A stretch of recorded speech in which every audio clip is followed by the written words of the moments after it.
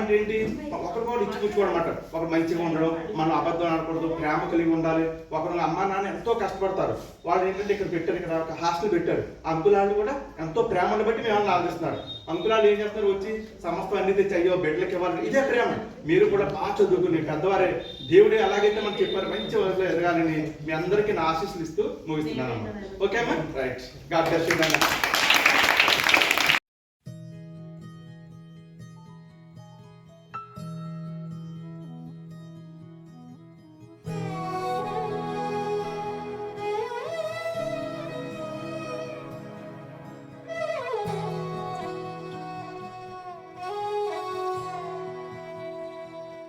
సంటి పాపలాగా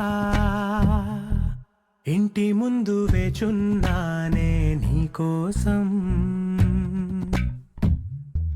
ఎక్కడున్నా గానీ